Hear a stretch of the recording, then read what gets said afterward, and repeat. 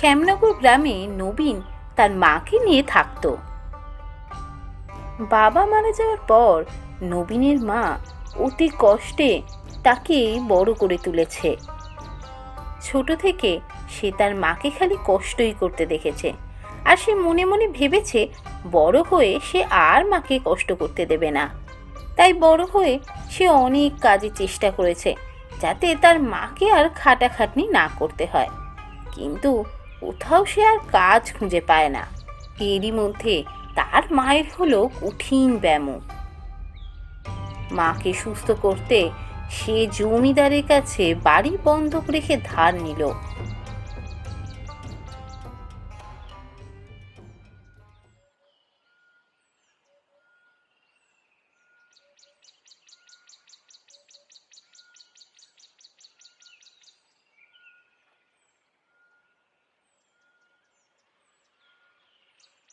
হ্যাঁ রে নবীন, এ তুই কি করলি বাবা? আমার চিকিৎসার জন্য তুই জমিদার মশাইয়ের কাছে বাড়ি বন্ধক রেখে ধার নিলি। এবার কি হবে বল দেখি? আমি এর কটা টাকাই বা রোজগার করি, তা দিয়ে তো আমাদের এই দুটো পেটই চলে না। এখন তুই আবার ধার করে বসলি, এখন কি হবে বল দেখি? এই ধারের টাকা মেটাবো কি করে? আমায় বকাঝকা করছো কেন? আমি কি করব? তোমার তখন শরীর খারাপ হতো, আমার মাথায় আর কিছু আসেনি। কেউ তো কাজও দিলে না। তাই আমি জমিদার মশাইয়ের কাছ থেকে টাকা ধার করে এনেছি। না হলে তোমার চিকিৎসা করাতাম কি করে? এবার কি হবে জানি না বাবা, আমার তো ভেবেই ভয় করছে। এবার না ঘর হারা হতে হয়। তুমি এত ভেবো না তো। ও দেখবে ঠিক টাকার জোগাড় হয়ে যাবে। আমি বেরোচ্ছি, দেখি কোথাও কাজ টাজ পাই কি। চললাম, হ্যাঁ।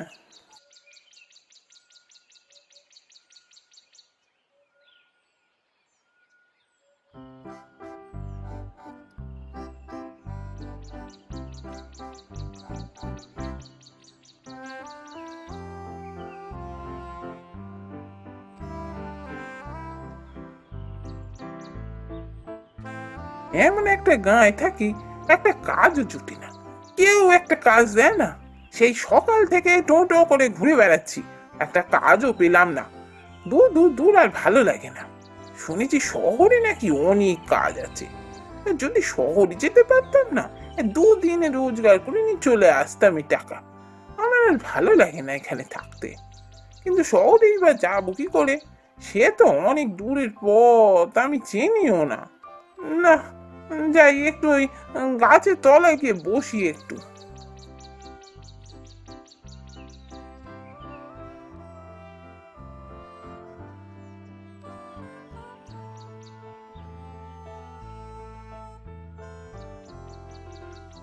ছোট থেকে কত স্বপ্ন দেখতুম, বড় হয়ে কাজ জোগাড় করবো, মাকে আর খাটাখাটনি করতে দেবো না। কিন্তু কি হলো, বড় হয়ে গেলাম কিন্তু কাজ আর পাই না। সেই মাকে খেটেই যেতে হচ্ছে। কবে যে একটা ভালো কাজ জোগাড় করতে পারবো, তাহলে আর মাটাকে খাটতে হতো না। এই সব কথা মনে করে নবীন গাছের তলায় বসে মন খারাপ করছিল। এমন সময় তার চোখে পড়ল তার ঠিক পাশে পড়ে আছে লাল রঙের একটা খুব সুন্দর পাথর।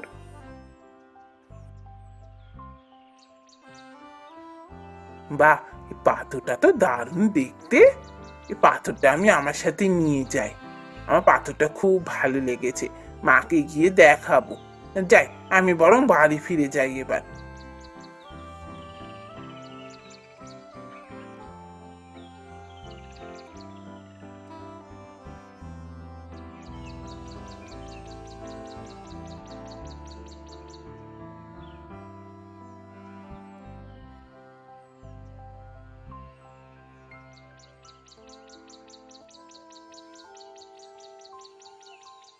হ্যাঁ রে, সেই সকালবেলা বেরোলি আর এই বেলা হলো ঢুকতে। কোথায় এত টোটো করে ঘুরছিলি বল দেখি? আর বলি, এত টোটো করে ঘুরলে কি কাজ পাবি? তা হোক, চেষ্টা তো করতে হবে নাকি? বসে থাকলে কি আর কাজ আসবে? রাস্তায় ঘুরে ঘুরেই তো আমায় কাজ খুঁজতে হবে। তা হ্যাঁ রে, সকাল থেকে যে এমন টোটো করে ঘুরে বেড়ালি, এত বেলা করে ঘরে ঢুকলি, তা কোনো কাজকর্ম জোগাড় হলো? না, কাজ জোগাড় হলো না। এমন একটা গাঁয়ে আমরা থাকি, সেখানে কেউ কোনো কাজই দেয় না।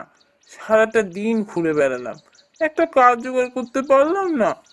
যাকে যাকে, অত মন খারাপ করতে হবে না। যা, হাত মুখ ধুয়ে আয়, আমি খাবার বাড়ছি। ও হ্যাঁ, জানো তো মা, এই একটা না পাথর পেয়েছি। দেখো কি সুন্দর দেখতে পাথরটা। বাহ, কি সুন্দর দেখতে রে! হ্যাঁ রে নবীন, এটা কোনো দামি পাথর নাকি রে? কেমন চকচক করছে! তা তো জানি না, পথে কুড়িয়ে পেলাম, আমার বেশ ভালোই লাগলো, তাই নিয়ে চলে এসেছি। নবীন, হ্যাঁ নবীন, বাড়িতে আছিস নাকি? কি ব্যাপার হলো? এ তো মনে হচ্ছে জমিদারের লোক রে। হ্যাঁ রে, টাকা দেওয়ার তো এখনো সময় আছে, তাহলে হঠাৎ জমিদারের লোক এলো কেন বাড়িতে? জানি না মা, দাঁড়াও আমি গিয়ে দেখছি।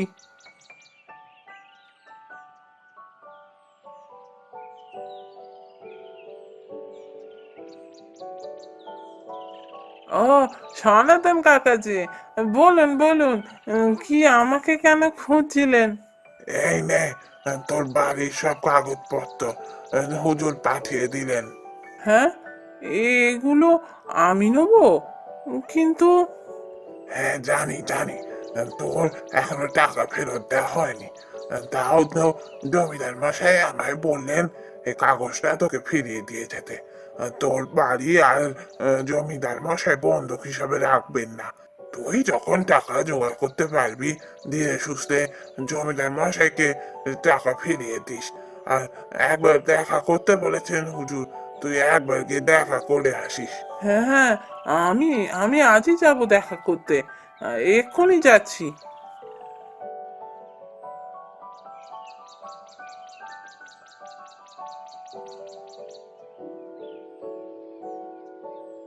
মা, কি হলো বলো তো? হঠাৎ জমিদার মশাই আমাদের বাড়ির কাগজপত্র ফিরিয়ে দিলেন যে?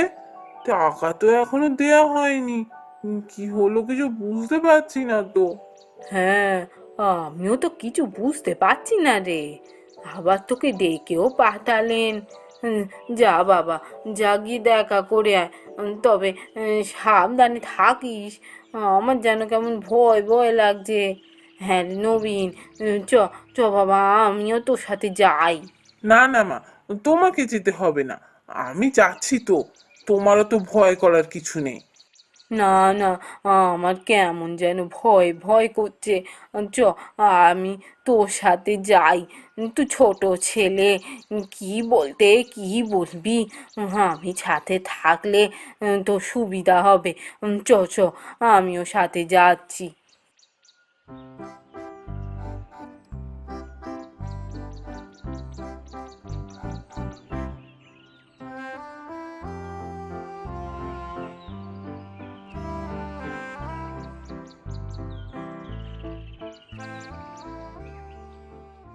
হুজুর, আমাকে আপনি ডেকেছিলেন? ও নবীন, হ্যাঁ ডেকেছিলাম। শোন নবীন, তোকে আমার বেশ পছন্দ হয়েছে, তাই তোকে একটা আমি কাজ দিচ্ছি। আর সেই জন্যই তোর বাড়ির দলিল আমি তোকে ফিরিয়ে দিয়েছি। কাজ? হুজুর, আপনি আমায় কাজ দেবেন? আমি তো কাজই খুঁজে বেড়াচ্ছি। হ্যাঁ হ্যাঁ, বলুন না, আপনি যে কাজ দেবেন আমি সেই কাজই করব। হ্যাঁ, এই জমিদারির বাইরের কাজগুলো আমি তোর ওপরই ছাড়তে চাই। যেমন আমার যত জমি জমা আছে, তাতে যা চাষবাস হচ্ছে তা তদারকি তোকে করতে হবে। শুধু তাই নয়, নায়েব মশাইয়েরও বয়স হচ্ছে, উনি এত আর ঘুরে ঘুরে কাজ করতে পারবেন না। এই খাজনা আদায় করা, লাঠিয়ালের সাথে গিয়ে খাজনা তুলে নিয়ে আসা, এইসব কাজ এবার থেকে তোকেই করতে হবে। এইসব কাজ আমায় করতে হবে? হুজুর, এই কাজগুলো অনুপম দা করতো না? হ্যাঁ হ্যাঁ, অনুপমই করতো এগুলো। ওকে আমি বিলেত পাঠিয়েছি পড়াশোনা করতে, তাই এখন থেকে ও আর এসব কাজ করতে পারবে না। তাই এগুলো এবার থেকে তোকেই করতে হবে। মাসের শেষে ভালো টাকা মাইনে পাবি। আর এমন পোশাক পরে ঘুরলে চলবে না। তুই এখন জমিদার বাড়ির লোক। ভালো পোশাক পরে কাল থেকেই কাজে লেগে পড়বি। ঠিক আছে, ঠিক আছে হুজুর, আমি কাল থেকেই কাজে লেগে পড়বো।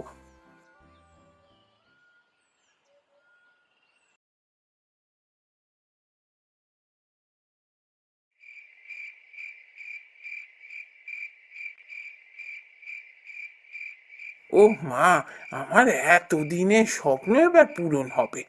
তোমায় আর কাজ করতে হবে না, আমি কাজ করব। তুমি সব কাজ ছেড়ে দাও। শুনলে তো জমিদার মশাই বললেন ভালো টাকা মাইনে দেবেন। হ্যাঁ হ্যাঁ, তা তো শুনলুম, কিন্তু আমি একটা কথা বুঝতে পারছি না বাপু, হঠাৎ গাঁয়ে এত ছেলে থাকতে শুধু তোকেই কেন পছন্দ করলেন বল দেখি? তা কি করে জানবো বলো তো? জমিদার মশাইয়ের মনে হয়েছে, তাই আমায় কাজে রেখেছেন। ও তো ভেবে কি হবে বলো তো? না রে নবীন, আমার কেন জানি মনে হচ্ছে এই পাথরটা না খুব পয়া পাথর, জানিস? মানে, তুমি কি বলছো কিছু বুঝতে পারছি না আমি।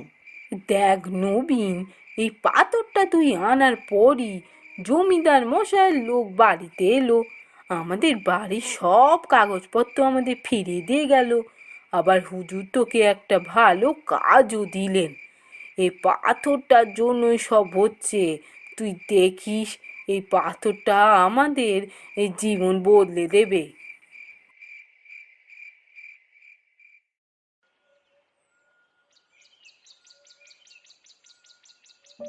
নবীন জমিদারের কাছে কাজ পেয়ে তো খুব খুশি।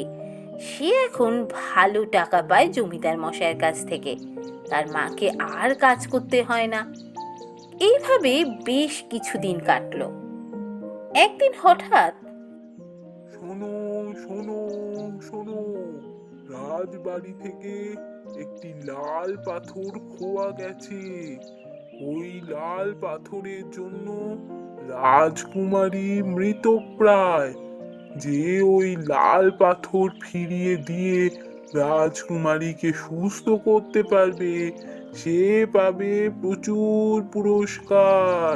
শোনো, শোনো, শোনো। আচ্ছা, আমিও তো একটা লাল পাথর পেয়েছি। সেই লাল পাথরটা রাজকুমারীর লাল পাথর নয়। কিন্তু মা যে বললে ওই পাথরটার জন্যই আজ আমাদের সুদিন এসেছে। পাথরটা ফিরিয়ে দিলে যদি আবার আমাদের আগের অবস্থা ফিরে আসে, তখন কি হবে? না না, আমিও পাথর ফেরাবো না।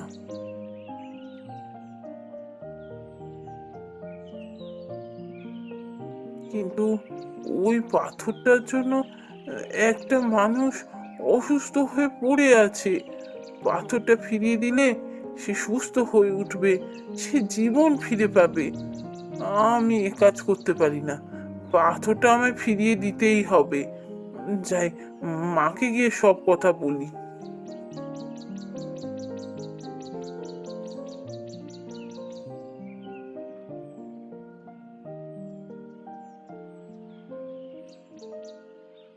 তা হোক নবীন, এমন ভাবতে নেই, যা পাথরটা গিয়ে ফিরিয়ে দিয়ে আয়। একটা মানুষ জীবন ফিরে পাবে, এর থেকে বড় কি কিছু হতে পারে? হ্যাঁ মা, আমি কাল সকালেই যাব এই পাথরটা ফিরিয়ে দিয়ে আসতে।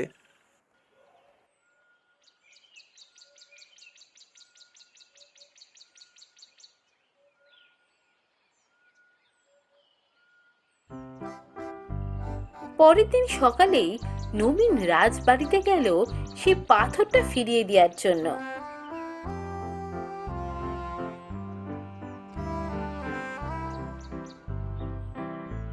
দেখি, কোথায় সে পাথর? হ্যাঁ, এই তো, এই তো সে পাথর। কে তুমি? কি করে পেলে এই পাথর? রাজামশাই, আমি শ্যামনগর গ্রাম থেকে এসেছি। আমার নাম নবীন। আমি একদিন গাছের তলায় বসেছিলাম, হঠাৎ দেখলাম গাছের তলায় এই আমার পাশেই একটা লাল পাথর পড়ে আছে।